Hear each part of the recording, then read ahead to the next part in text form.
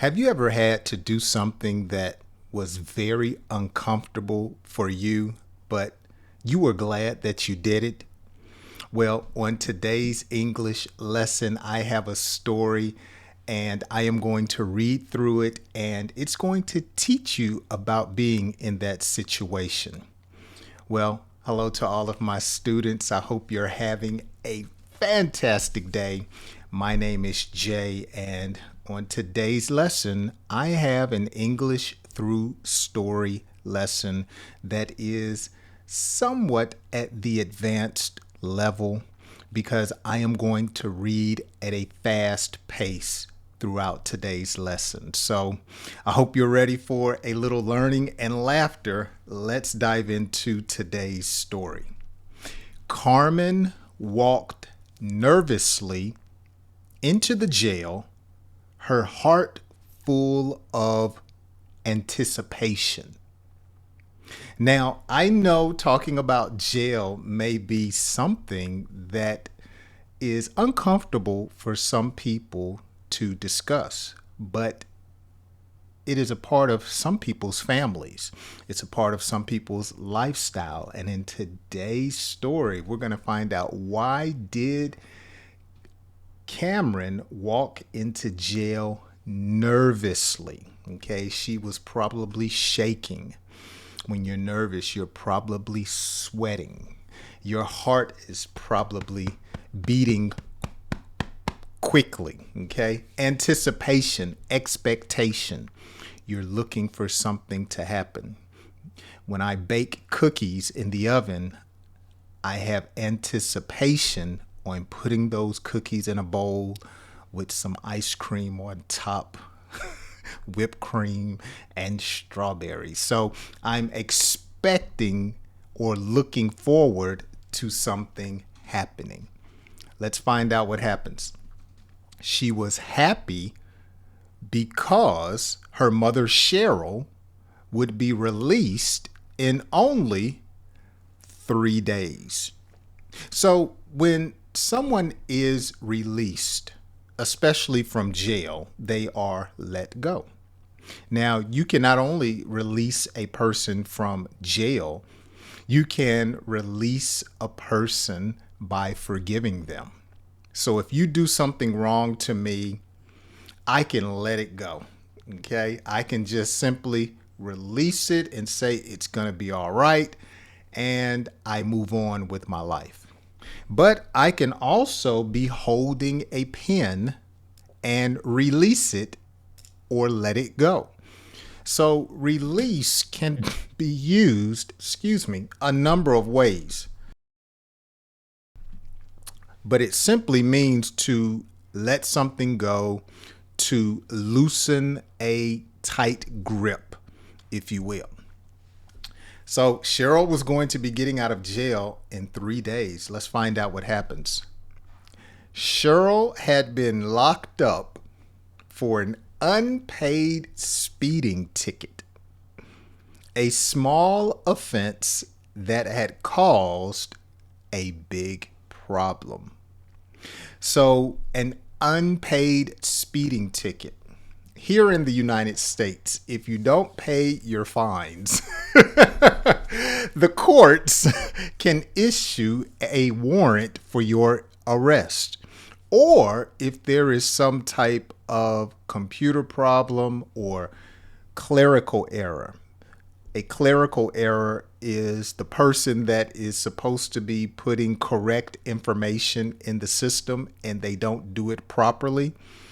It could actually cause someone to get locked up. So for instance, my brother-in-law had a speeding ticket or a traffic violation years ago, and he paid it. Well, years passed since he paid the ticket, and he was pulled over by a police officer. And the policeman told him that he had an unpaid ticket. And he was like, "No, I don't. I paid my ticket." Well, because the police only enforce the law and they don't make judgments on the law like a judge, they locked him up. I mean, but I guess I get it. Some people may lie to try to get out of paying a ticket, but they locked him up.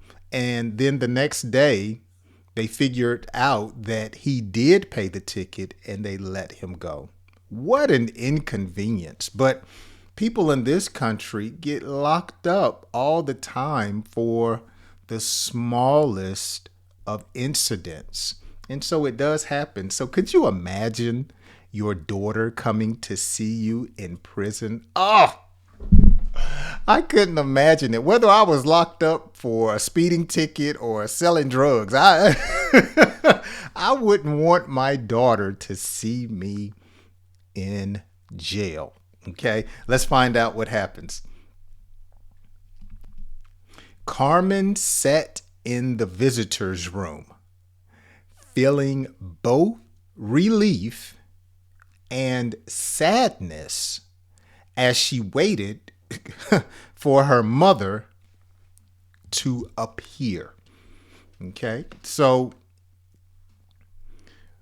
the visitor's room here in this country is not only in jail. You have a visitor's room at a doctor's office. You have a visitor's room at where else? The hospital, as well as jail. So the visitor's room is actually where you don't intend on staying, but you're there for a brief moment. You're visiting. And so that's where Carmen was. But notice she was waiting for her mother to appear. Okay? To appear, to show herself. Okay? She couldn't see her, but when she got there, she would appear. Okay? So let's find out what happens. When Cheryl finally entered, her smile gave Carmen a sense of comfort. So Carmen felt good about seeing her mother because no harm came to her. Okay, so she felt comforted. Oh, there's mommy. She hadn't been in a jailhouse brawl or fight, and she's doing well. Okay, she smiled, an indication of pleasure, an indication of happiness. They talked about family, school, and the future with a tone of optimism.